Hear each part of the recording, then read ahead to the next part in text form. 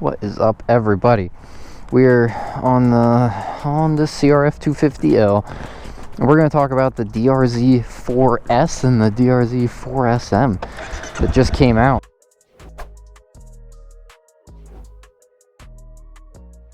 I saw a lot of negative comments about these. The people were disappointed.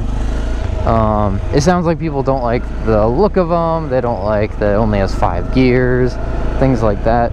And to me, I was not disappointed, and so I think I just want to talk about that today and the things I thought were good about the new redesign.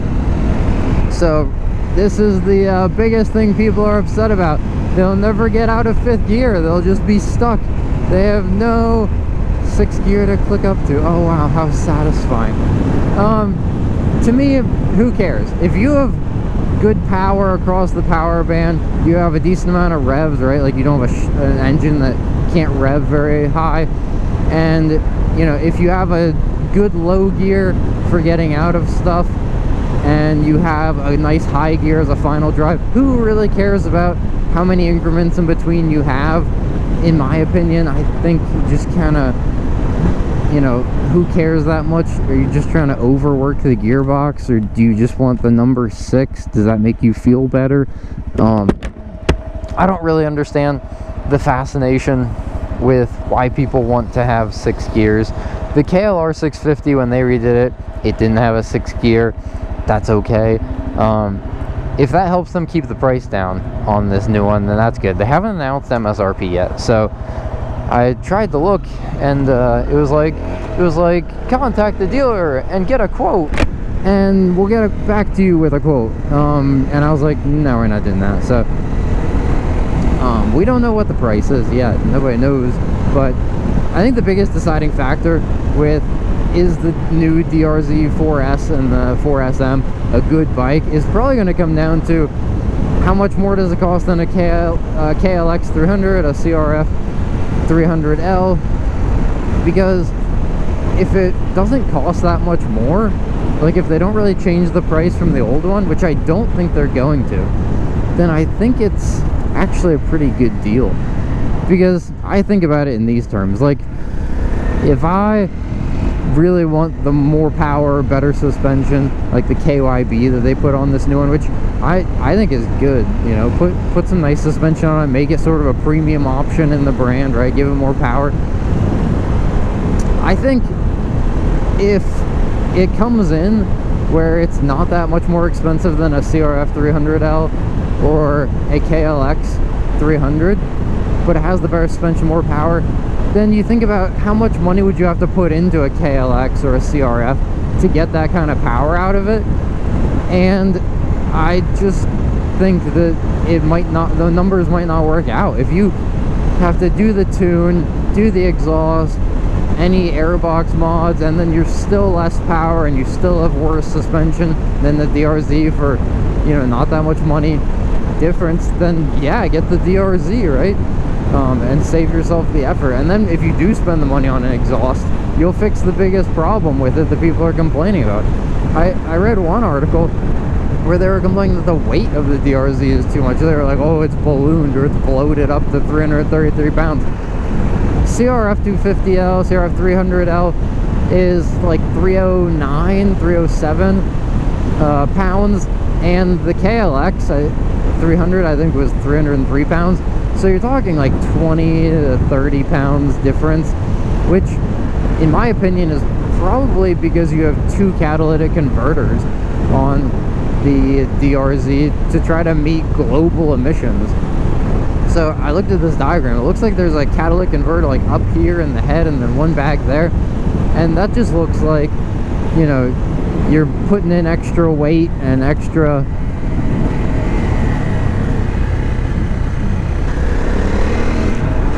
like emissions stuff that if you do an exhaust, you're gonna delete it anyway, so you save all that weight again. And then, you know, if you're just about the same weight but have that much more power than the competitor bikes, then you're doing really well, in my opinion, and it's not a bike to be disappointed in. The other thing that people seemed upset about was the looks of it. They didn't like the single, I guess, projector small headlight on it, and I thought that the looks looked pretty good, where it's like you got a new style headlight, this LED. It takes very little power, it's efficient, they last for just about forever, they put out lots of light, and I thought it gave it a cool look where you have more of like a dirt bike kind of true looking style, where it looks like a bigger kind of number plate, like a real dirt bike, and then just that small headlight on it. And I was like, this is a great design, it looks good. So honestly, it looked like something Yamaha would have designed. It was one of my first thoughts on it. I was like, this looks surprisingly good. So I don't know, I guess that's all subjective about the looks. Beauty's in the eye of the beholder, but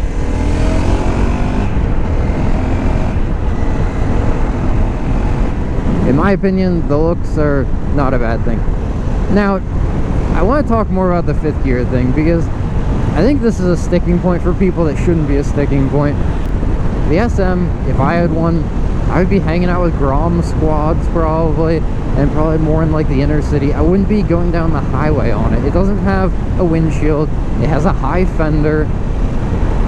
You know, it's got long travel suspension. The seat is very much like for off-roading and for being up on your feet. And so I just do not understand this problem that people have with it, and especially for the DR-Z4S. To me, it's like, man, why are you upset about this? Like I don't care about having the fifth gear, because the dual sports primary function is that it has to be good at off-road, and the on-road is a little bit more of an afterthought, right? If I wanted a bike that was primarily good at on-road but off-road was an afterthought, I would get an adventure bike, and this is just not intended to be an adventure bike. So to me, it's like, what do you want? A motorcycle that does everything perfectly?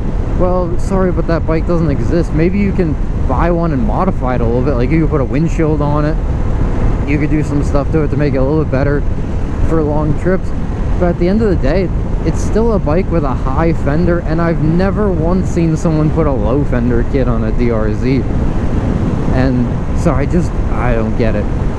But you know, it's sort of a confusing thing to me, because this bike, right, I use this, it's a great bike, I ride it on the road, which is really fun, right? I make use of it being legal on the road, but I also take it off-road and make fun of, have fun with the long travel suspension, the tires that, you know, have some knobbies to them, things like that, where I'm making use of its capabilities.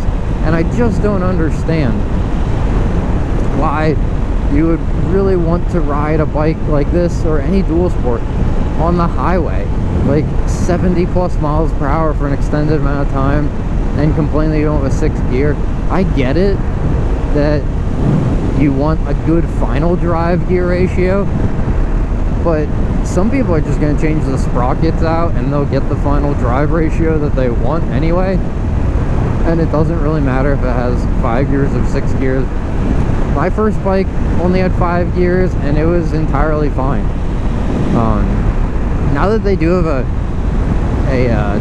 gear indicator on the dash, you know, maybe it would have made sense to upgrade and give a 6-speed, but if that's the thing that's making people not want to buy this bike, I would really shy away from that. The disappointment to me about the dash was that they didn't put a tachometer on it, because, you know, I would personally rather have a tachometer. But you compare the CRF 300L, the KLX 300L, some of these other dual sports, like some of the KTMs and stuff, and some of them have very minimal dashes, and that's just the way dual sports are. Like, if you're riding a dual sport, you don't expect to have all the information. You're not like, oh, what's my ambient temperature?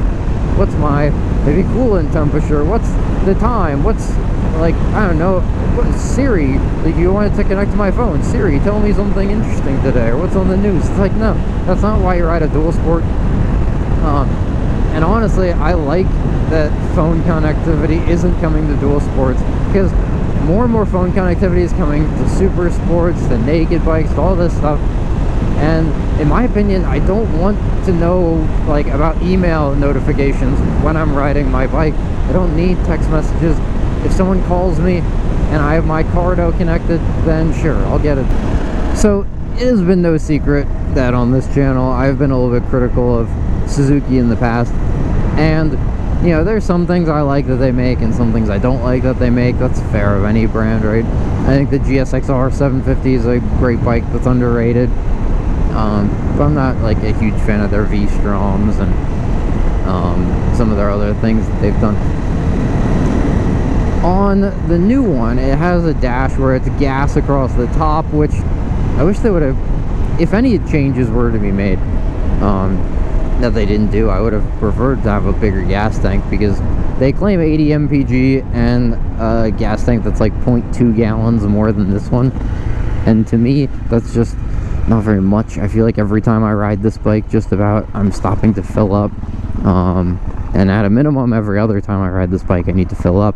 So having more would have been nice. And then they give rider modes, which to me I'm just not sure is necessary. I mean, this bike, there's no need for, I mean, even if you want to go crazy on it, it's like you really can't get it that sideways or anything. I just think, you know, how many people are out here really like doing full throttle, like trying to rip as hard as they can? And if they are, then you know that's what they want. So I don't know that mitigating that is really a good use of your time.